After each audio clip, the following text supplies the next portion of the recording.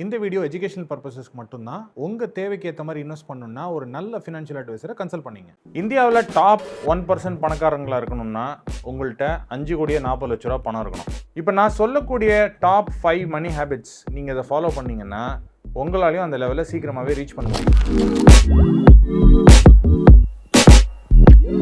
இன்னைக்கு இந்தியாவில் வந்து டாப் 1% பார்த்தீங்கன்னா 53 லட்ச ரூபாய்க்கு மேலே ஏர்ன் பண்ணுறவங்க டாப் 1%ல இருக்காங்க.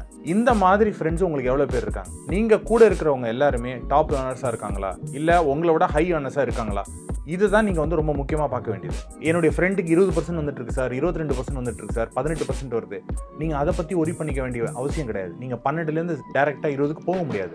நீங்கள் 12லேருந்து அட்லீஸ்ட் ஒரு 1% நீங்கள் இன்க்ரீஸ் பண்ணுறதுக்கான வாய்ப்புகள் உங்களுக்கு நிறையவே இருக்குது. எப்படி பண்ணலாம் அப்படின்னு கேட்டிங்கன்னா,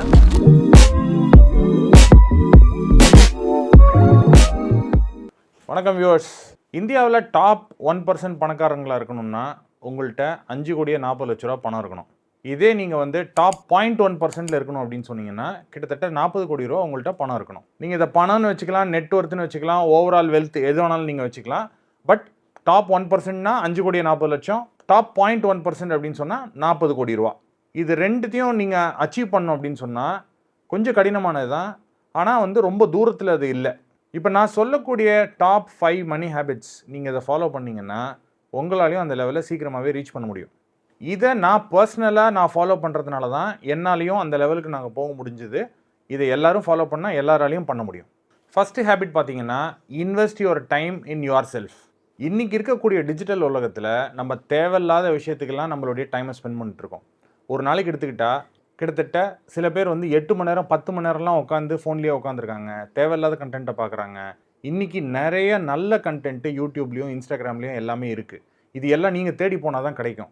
நீங்கள் கன்சியூம் பண்ணக்கூடிய கண்டென்ட்டு வேல்யூபுளாக இருக்கா, நாலேஜபிளாக இருக்கா, உங்கள் ஸ்கில்ஸை டெவலப் பண்ணக்கூடிய விதத்தில் இருக்கா, இந்த மாதிரி விஷயங்களை நீங்கள் பார்த்துட்டு பண்ணிங்கன்னா தான் உங்கள் வெல்த்தையுமே க்ரோ பண்ண முடியும். இப்போ ஃபார் எக்ஸாம்பிள் எடுத்துக்கிட்டிங்கன்னா, என்னுடைய யூடியூப் சேனல் நீங்கள் எடுத்துங்க. இப்போது நான் ஒரு யூடியூப் சேனல் ஓப்பன் பண்ணிவிட்டு கிட்டத்தட்ட இப்போ ஒரு 60,000 சப்ஸ்கிரைபர் இருக்காங்க, இன்ஸ்டாகிராமில் ஒரு 62,000 ஃபாலோவர்ஸ் இருக்காங்கன்னு வச்சுங்களேன். இது எல்லாத்துக்கும் ஒன்றுத்துக்கும் கேமரா வீடியோ எடுக்கிறதுலேருந்து, எடிட்டிங் செய்கிறதுலேருந்து, தம்ப்நெயில் வைக்கிறதுலேருந்து எல்லா விஷயத்தையும் நான் பார்த்துக்கிட்டு இருந்தேன்னா அப்புறம் என்னுடைய கோர் ஒர்க்கை என்னால் பண்ண முடியாது. ஸோ இந்த மாதிரி ஒர்க்கை எல்லாமே நம்ம அவுட் சோர்ஸ் பண்ண முடியும். இதை அவுட் சோர்ஸ் பண்ணோன்னா இதை திறம்பட செய்கிறதுக்கு எக்ஸ்பர்ட்ஸ் இருக்காங்க. அவங்க கையில் நம்ம இந்த விஷயத்தை கொடுத்துட்டோம் அப்படின்னு சொன்னால் நமக்கு இந்த வேலை முடிஞ்சிடும். நம்மளே உட்காந்து செய்கிறோம், நம்ம ஏதாவது காசு சேமிக்கிறோம், வெளியில் கொடுத்தா இவ்வளோ செலவாகுது, நம்மளே பண்ணோன்னா நம்ம இவ்வளோ சேமிக்கலாமே அப்படின்னு நினச்சிக்கிட்டு நம்மளே உட்காந்து பண்ணோன்னா நம்மளால் அதை எஃபெக்டிவாக பண்ண முடியாது. நம்பர் 1. நம்பர் 2 பார்த்தீங்கன்னா, என்னுடைய மென்டர் ஒருத்தர் சொல்லுவார், manufacture your time, only when you can manufacture your time you can grow in life அப்படின்னு சொல்லுவார்.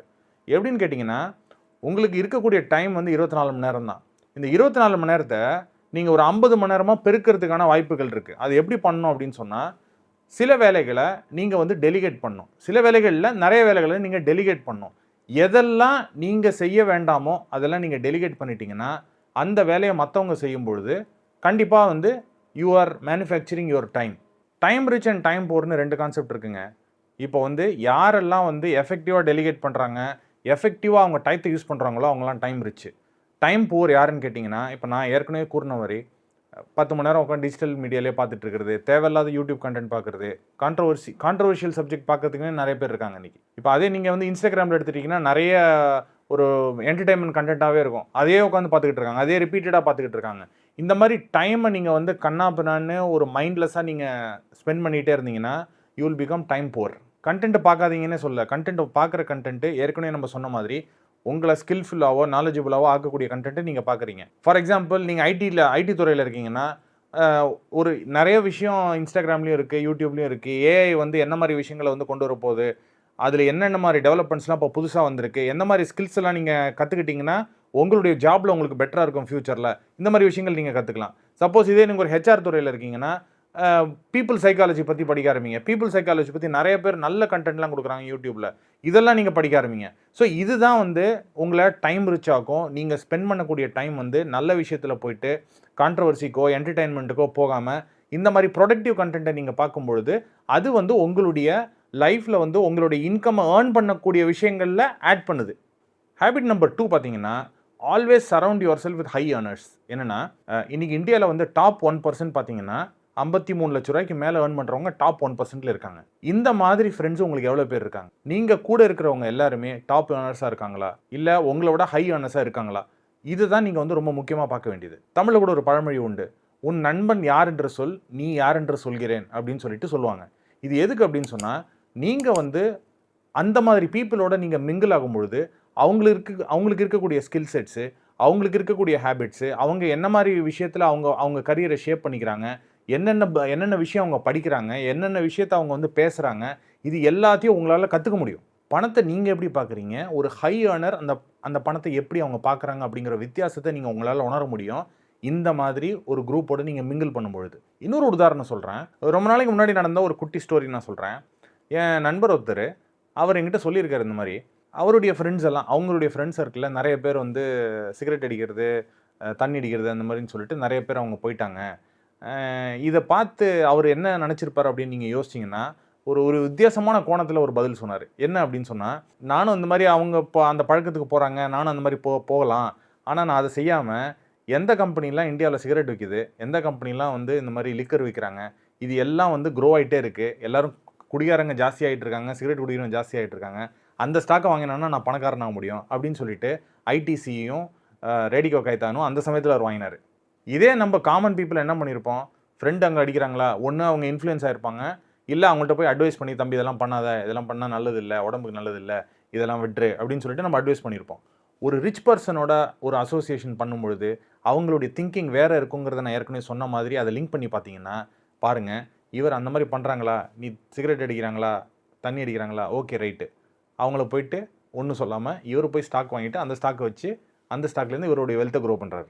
இதுதான் மைண்ட் செட்டு. இதனால தான் ஹை ஏர்னர்ஸோட உங்களுடைய அசோசியேஷனை நீங்கள் நிறையா வச்சுக்கணுங்கிறத நம்ம சொல்கிறோம். தேர்ட் மணி ஹேபிட் என்னென்னா, உங்களுக்கு ஒரு 3 வருஷ டார்கெட்டை இன்கம்க்கு செட் பண்ணிங்க. உங்கள் இன்கம் எவ்வளோ பர்சன்டேஜ் வளரணும் இந்த 3 வருஷத்தில்.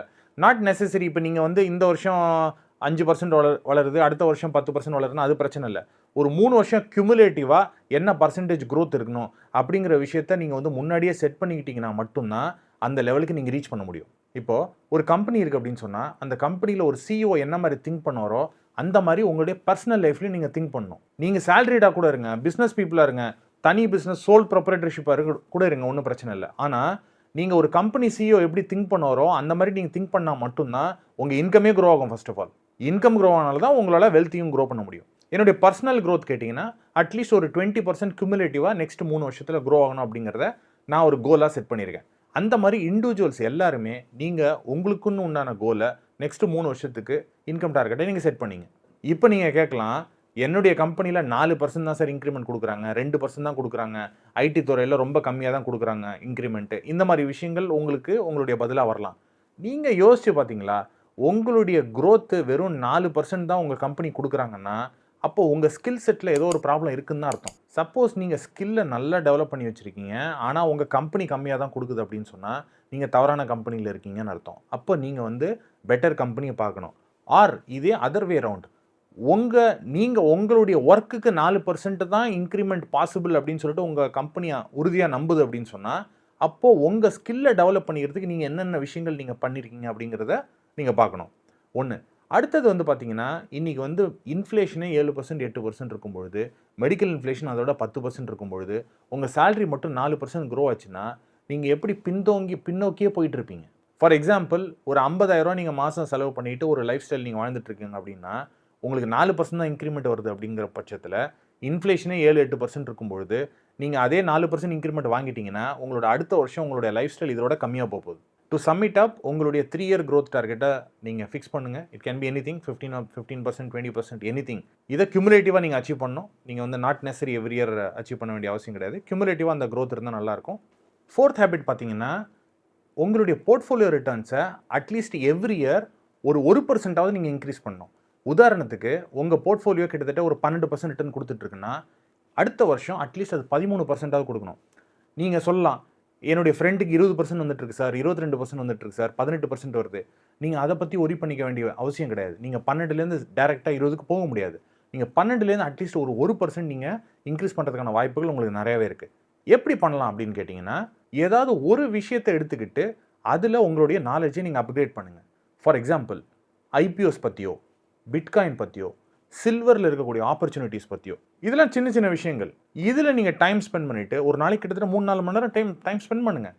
எப்படி ஸ்பெண்ட் பண்ணுங்கன்னா, இப்போ நீங்கள் வந்து என்னுடைய ஃபஸ்ட்டு ஹேபிட்டுக்கு நீங்கள் போங்க, வேல்யூ யுவர் டைம். ஸோ ஒரு கான்சென்ட்ரேட்டட் ஃபோக்கஸ், ஒரு ஒரு ஒரு லேசர் ஷார்ப் ஃபோக்கஸ் அப்படிங்கிற மெத்தடில் நீங்கள் உள்ளே போயிட்டீங்க அப்படின்னு சொன்னால், ஒரு விஷயத்தையும் நீங்கள் தெரிஞ்சுக்க ஆரம்பிச்சுட்டு ஒரு 6 மாதம் கண்டினியூஸாக அதை பற்றியே நீங்கள் ரீட் பண்ணிக்கிட்டு இருந்தீங்கன்னா, டெஃபினட்டாக உங்களால் உங்கள் நாலேஜ் அப்கிரேட் பண்ணிக்க முடியும். எந்த விஷயத்தை நீங்கள் படிக்கிறீங்களோ அதில், அது மூலமாக உங்களுடைய போர்ட்ஃபோலியோ ரிட்டர்ன்ஸில் அது ரிஃப்ளெக்டும் ஆகும். நான் இன்னொரு எக்ஸாம்பிள்னு சொல்கிறேன். நிறைய பேர் வந்து இண்டெக்ஸ் ஃபண்டில் போட்டாலே போதும், நமக்கு வந்து மார்க்கெட்டில் நல்ல ரிட்டர்ன்ஸ் வந்துடும், இல்லை லார்ஜ் கேப் ஃபண்டில் போட்டாலே போதும் நல்ல ரிட்டர்ன்ஸ் வந்துடும் நினச்சிக்கிட்டு இருப்பாங்க. ஆனால் அது உண்மை இல்லை. அதுக்கு பதிலாக நீங்கள் வந்து உங்களுடைய கன்விக்ஷன் கம்மியாக இருக்கக்கூடிய இடம், சப்போஸ் நீங்கள் ஒரு இண்டெக்ஸ் ஃபண்ட் ஃபேவரட் பர்சனாக இருந்தீங்கன்னா ஸ்மால் கேப் மிட் கேப் மேலே உங்களுக்கு ஒரு நல்ல அபிப்பிராயம் இருக்காது. ஆனால் நீங்கள் அதில் கொஞ்சம் டைம் ஸ்பெண்ட் பண்ணி ஒரு 6 மந்த்ஸு கண்டினியூஸாக ஸ்மால் கேப் மிட் கேப் வந்து இந்தியாவில் இன்வெஸ்டர்ஸ்க்கு எந்த மாதிரி வெல்த்தை க்ரியேட் பண்ணியிருக்குங்கிற விஷயத்தை நீங்கள் ஸ்பெண்ட் பண்ணிவிட்டு, ஸ்மால் கேப் மிட் கேப் கம்பெனிஸ்லாம் என்ன விஷயங்கள் பண்ணுறாங்க, என்ன டேர்ன் ஓவர் பண்ணுறாங்க, எந்த விதத்தில் அவங்க க்ரோ ஆகிறாங்க, இருக்கிறதுலே ஹையஸ்ட் க்ரோத் வந்து ஸ்மால் கேப் கம்பெனிஸ்லாம் இருக்குங்கிற டேட்டாவெல்லாம் நம்ம பார்க்குறோம். இந்த மாதிரி விஷயத்தை எடுத்துக்கிட்டிங்கன்னா உங்களுடைய என்டையர் கன்விக்ஷனே அங்கே மாறக்கூடிய ஒரு சிச்சுவேஷன் உங்களுக்கு ஏற்படும். இந்த மாதிரி நாலேஜ் தான் உங்களுடைய போர்ட்ஃபோலியோ ரிட்டர்ன்ஸை என்ஹான்ஸ் பண்ணுறதுக்கு உதவும். நீங்கள் வந்து ஒரு லாஸ்ட் ஒரு 5 வருஷத்தில் எடுத்துக்கிட்டிங்கனாலோ, இல்லை 7 வருஷம் எடுத்துக்கிட்டிங்கனாலோ, 10 வருஷம் நீங்கள் எடுத்துக்கிட்டிங்கனாலோ, லார்ஜ் கேப் கேட்டகரியில் இருக்கக்கூடிய பெஸ்ட்டு ஃபண்டோட ரிட்டர்ன் தான் ஸ்மால் கேப் கேட்டகரியில் இருக்கக்கூடிய ஒஸ்ட்டு ஃபண்டோட ரிட்டர்ன். இப்போ நான் சொல்கிற விஷயம், நீங்கள் எல்லாருமே ஸ்மால் கேப் மிட் கேப்பில் எல்லோரும் சேஞ்ச் ஆகுங்கன்னு நான் சொல்ல. உங்கள் கன்விக்ஷன் வந்து எங்கே வந்து ஒரு இடத்துல இருக்கோ அந்த இடத்துலேருந்து ஆப்போசிட் லெவலில் நீங்கள் யோசிக்க ஆரம்பிங்க. அதை பற்றி நாலேஜை அப்கிரேட் பண்ணிங்க, அந்த கம்பெனிஸை ரிசர்ச் பண்ணுங்கள், வெல்த் கிரியேஷன் பேட்டர்னை ரிசர்ச் பண்ணுங்கள். இந்த மாதிரி நீங்கள் பண்ணும்பொழுது உங்களுடைய போர்ட்ஃபோலியோ ரிட்டர்ன்ஸு ஆட்டோமேட்டிக்காக என்ஹான்ஸ் ஆகும். அந்த விஷயத்துக்காக தான் இந்த ஸ்டேட்மெண்ட்டை நம்ம சொல்கிறோம்.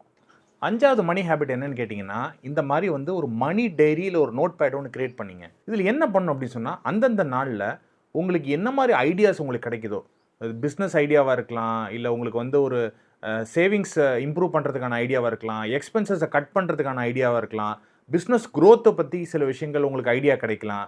எந்த விஷயமா இருந்தாலும் இதை நீங்கள் வந்து சின்ன சின்ன விஷயங்கள் இதில் நோட் பேடில் நீங்கள் எழுதிட்டே வந்தீங்கன்னா அது வந்து உங்களுக்கு டெஃபினட்டாக கை கொடுக்கும். சின்ன எக்ஸாம்பிள் நான் சொல்கிறேன். எனக்கு வந்து ஒரு சின்ன அமௌண்ட்டு யூடியூப்லேருந்து எனக்கு வந்து ஒரு இன்கமாக வருது. இந்த அமௌண்ட் என்னன்னு கேட்டிங்கன்னா யூஎஸ் டாலராக கொடுக்குறாங்க. அந்த யூஎஸ் டாலரை ருப்பியாக கன்வெர்ட் பண்ணி என்னுடைய பேங்க் வந்து எனக்கு மாற்றி கொடுக்குறாங்க. இந்த மாதிரி மாற்றி கொடுக்கும்பொழுது ஃபார் எக்ஸாம்பிள் இன்றைக்கி 86 ரூபா யூஎஸ் டாலர் அப்படின்னு சொன்னால் எனக்கு அவங்க கொடுக்குறது 84 ரூபா 20 பைசாக்கு மட்டும் தான் கொடுக்குறாங்க.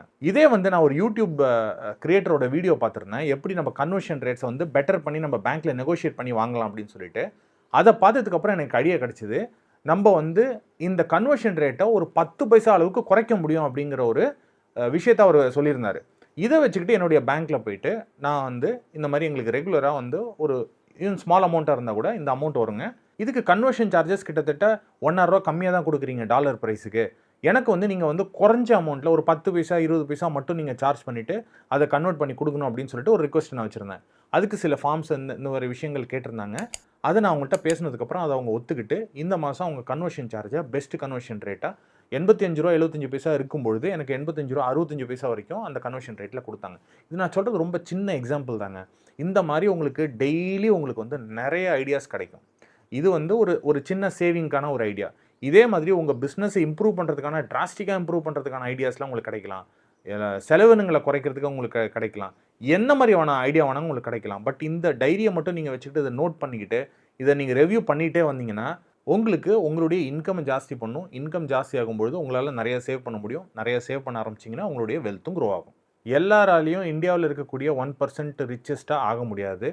ஆனால் இந்த 1% ரிச்சஸ்ட்டாக இருக்கிறவங்க எல்லாருமே இந்த மாதிரி ஃபோக்கஸ்டாக அவங்களுடைய மணி ஹேபிட்ஸை இம்ப்ரூவ் பண்ணி எஃபர்ட் போட்டவங்களாக தான் இருக்காங்க அப்படிங்கிறதையும் நம்ம பார்க்குறோம். ஸோ அதனால் நீங்கள் நாளையிலேருந்தே இந்த விஷயங்களை ஃபாலோ பண்ணி இந்த எஃபர்ட்ஸை நீங்கள் எடுக்க ஆரம்பிச்சிங்கன்னா கண்டிப்பாக நீங்களும் அந்த லெவலில் கொஞ்ச நாளில் இருப்பீங்கிறத என்னால் உறுதியாக சொல்ல முடியும். இந்த வீடியோ எஜுகேஷனல் பர்பஸஸ்க்கு மட்டும்தான். உங்கள் தேவைக்கு ஏற்ற மாதிரி இன்வெஸ்ட் பண்ணணுன்னா ஒரு நல்ல ஃபினான்ஷியல் அட்வைசரை கன்சல்ட் பண்ணிங்க.